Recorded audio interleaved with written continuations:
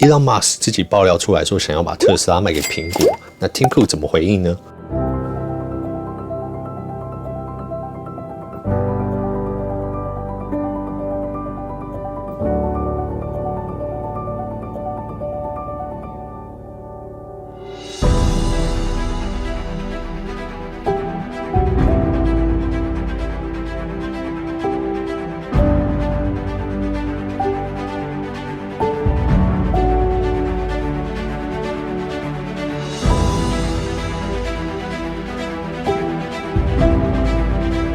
？OK， 好，我们今天就来讲 Apple Car 苹果汽车。那这个议题其实已经传很久了。然后我今天本来是要结合苹果汽车跟一些其他的爆料一起讲，可是苹果汽车的东西搞一打下去，就真的是没完没了。所以我觉得这个是蛮值得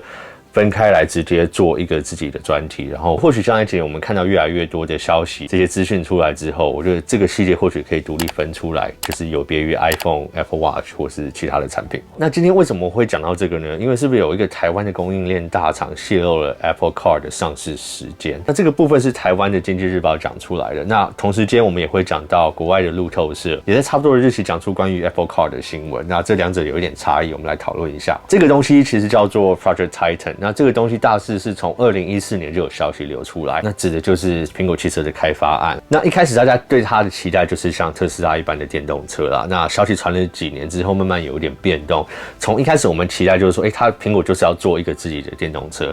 到后来慢慢的它里面内部的改组啊，有些人员进出，然后大家对它的了解跟认知又慢慢变成苹果其实是在开发自动驾驶的软体跟硬体结合在一起，并不是真正的一台汽车。那也大致从大概2016、2017年开始，在加州你可以看到贴有苹果商标的 Lexus 的车子，那上面有挂一大堆不一样的扫描器啊、雷达、相机等等。那其实从外表上看起来，你很难去辨识说它到底是为了自动驾驶所设计的呢，还是就是单纯在扫描这个路况。然后这个案子主导者也一直在更换。从一开始大家认为Johnny Ive， 其实 Johnny Ive 从 Apple Watch 第一代完之后，他就没有真的参与很多苹果新产品的开发，或是既有产品的开发，所以外面就有在猜测 Johnny Ive 就是全力专注在苹果汽车的开发上面。但是 Johnny Ive 后来又离开了苹果，那从这一点之后延续下来，就是说苹果其实只是在开发它的软硬体嘛，那是要交给另外的其他的车商使用，但是这一点又很不符合苹果的风格。然后在这一段期间，苹果也有陆续请的就是汽车开发相关的，从特斯拉、自动驾驶这一方面的团队请过来，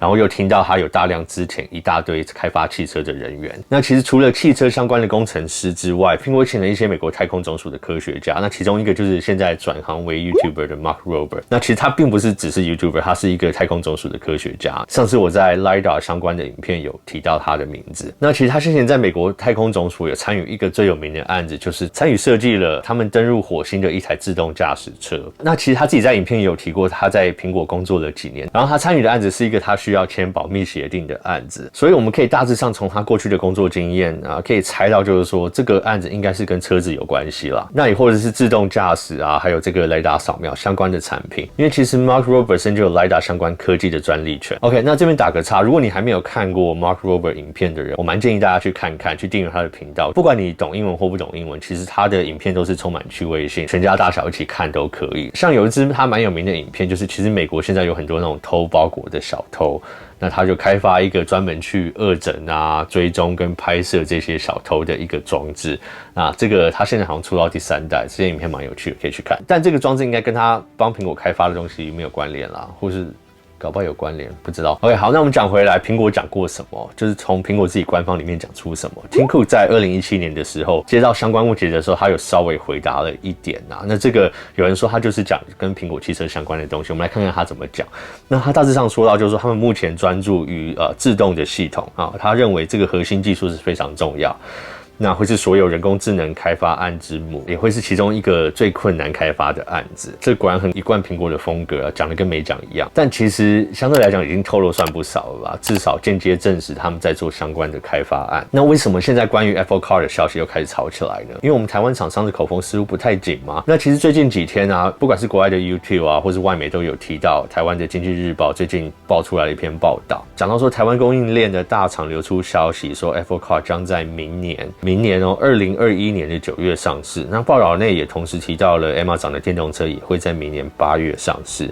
那里面大致上提到，就是苹果开始用类似 iPhone 对厂商催货的方式，开始向台湾几家汽车零组件的厂商催货，然后并提到说，其实苹果汽车的原型车已经在美国加州上路测试，好像听起来应该很兴奋，对不对？但我们先回来看看《经济日报》在 Apple Track 上面有记录过的精准度，就是关于苹果爆料类的消息，那大约是在37%左右。其实我个人觉得有准过就算不错了。那我们来看一些细项目，因为可能有一些爆料就是有爆料这个产品，那只是它还没推出而已，那这也不能说它不准。我们来看一下哈。那以我自己的观点看起来，他们先前的爆料其实有蛮多东西算是对的啦，那只是时间预测上有点误差，或是比较大的误差。那目前看起来就是除了 AirPods Pro 他说会有8个颜色的那一项，就是真的差得蛮远的。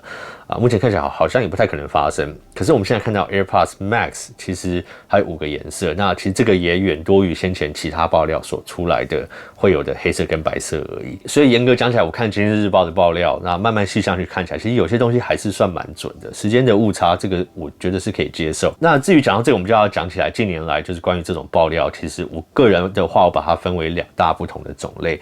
那第一个就是比较像郭明錤啊、经济日报这一种，那他们的消息来源我看起来都是比较偏于供应商这一边或是制造商这一类的消息，他们其实可以很直接的知道说苹果现在跟这些供应链还有制造商他们在讨论需要的这些零件是什么，那他们大致上去分析出来苹果未来的产品可能是什么。那这一类的消息虽然它的准确率比较低，因为他们其实加入很多自己的对这个行业的专业的判断跟理解，可是某方面来讲，他们却可以在更早之前就慢慢猜测出来这个未来产品的一些样貌会是什么样子。那至于很多产品啊或是颜色这些等等，可能当初真的在一开始初步量产的时候真的是有做到，那后来各种种种原因这些东西被取消掉也是有可能。如果我要来评断这一类爆料的话，我会觉得如果你时间线把它拉长一点远一点，其实他的爆料都是还算蛮精准的。如果你看郭明錤的爆料嘛，有一些东西我们现在看到的东西可能是他3年前就讲出来的，所以缺点就是它的误差值大一点，但是优点你可以更早看到苹果未来会有什么。另一大类的爆料就比较像是 John Prosser 这一种，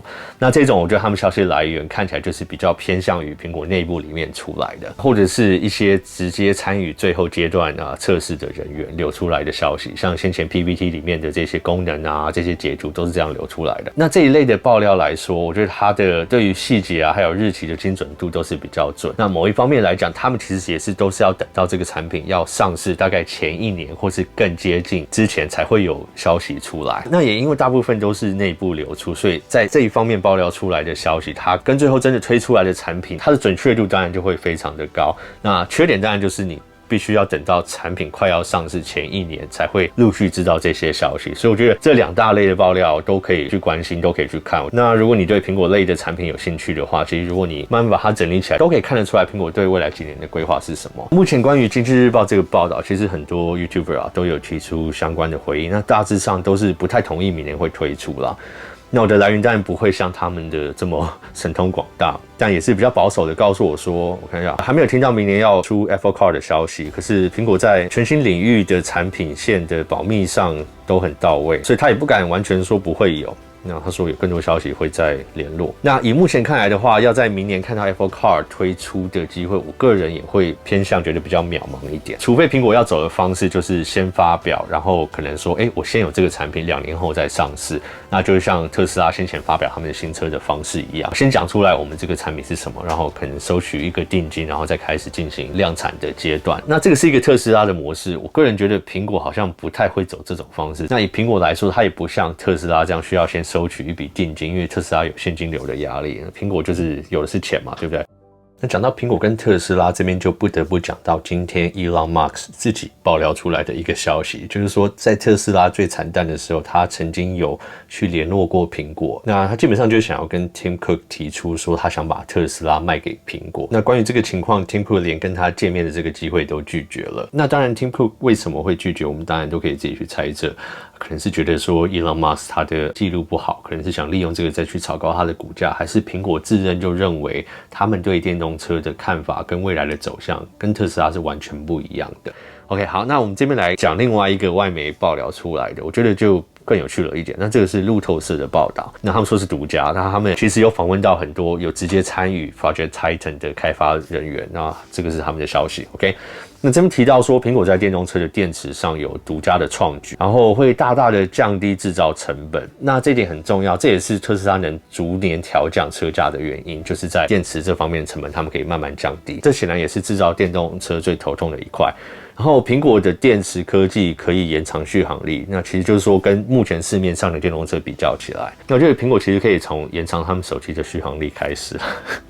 然后目标是在2024年开始量产哦，所以我们大家还有3年可以存钱。价格我预估啦，这个它里面没有讲，我猜大概10万到15万美金起跳。那我也很真诚的希望苹果来打脸我啦。那我的意思是卖的再便宜一点，不是说到时候出来要30万美金以上哦，这边要讲清楚，希望苹果不要会错意 ，OK？ 然后这边还有更多的消息，就是说他们目前还不确定说苹果在生产的方面会倾向跟现有制造车子的公司合作，还是说就会依赖自己现有的制造供应链？因为其实汽车制造的繁琐并不像手机一样，我觉得它相对来讲还会复杂非常多。那我们目前所知道大概就是这样子 ，OK？ 那我自己对 Apple Car 的期待当然就是一个全自动驾驶的汽车，然后电动车。那我觉得苹果在这个上面，他们硬体方面的技术呢，可能一开始还真的需要仰赖一些其他汽车制造商的经验，但在另一部分的硬体，就是处理器上面，我相信我们现在看到苹果 M1 晶片的表现，我相信苹果在这一方面应该是可以远远超前其他的厂商。那至于软体的部分呢，我觉得苹果软体设计的能力当然是毋庸置疑，加上他们又能跟他们的硬体整合起来。可是另一方面，我觉得就是人工智能的方面。那以现实来讲，跟特斯拉相对比起来，特斯拉目前已经有非常非常多的真正的使用者每天在路上开，